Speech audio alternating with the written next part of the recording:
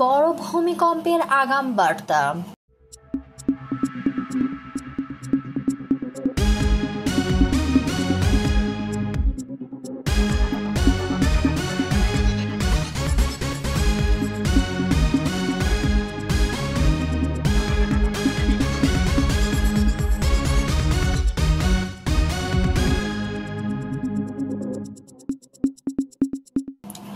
বড় ভূমিকম্পের আগাম বার্তা দিয়েছেন বাংলাদেশ প্রকৌশল বিশ্ববিদ্যালয়ের পুরকৌশল বিভাগের অধ্যাপক ও ভূমিকম্প গবেষক মেহেদী আহমেদ আনসারী।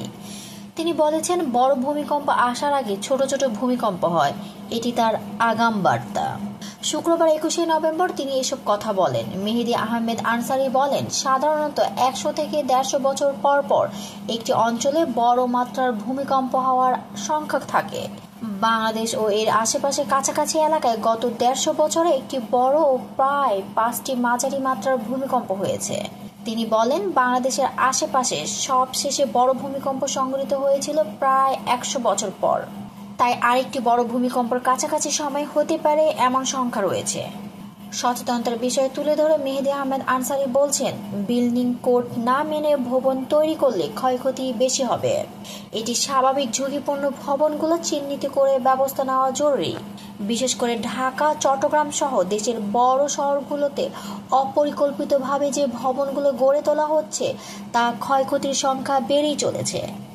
এদিকে রাজধানীতে 5.7 মাত্রা আকস্মিক একটি শক্তিশালী ভূমিকম্পের ঘটনায় দুর্ঘটনা সম্পর্কিত তথ্য আদান প্রদান ও যোগাযোগের জন্য ঢাকা জেলা প্রশাসন থেকে জরুরি নিয়ন্ত্রণ কক্ষ চালু করা হয়েছে।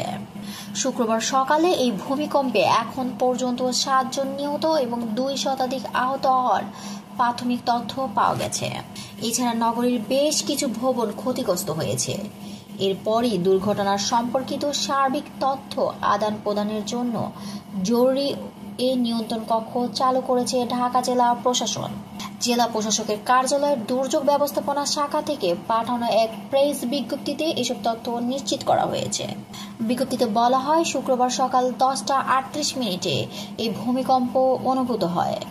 ভূমিকম্পের পরপরই ক্ষয়ক্ষতির সার্বিক পরিস্থিতি পর্যবেক্ষণ এবং প্রয়োজনীয় উদ্ধার তৎপরতার পরিচালনার জন্য ঢাকা জেলা প্রশাসকের কার্যালয়ে জরুরি ভিত্তিতে একটি নিয়ন্ত্রণ কক্ষ বা কন্ট্রোল রুম খোলা হয়েছে।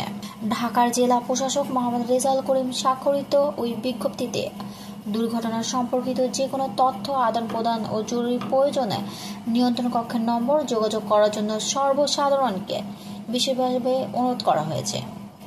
নিয়ন্ত্রণ কক্ষের নম্বরগুলো: মোবাইল নম্বর 01700716678, ফোন 0241051065।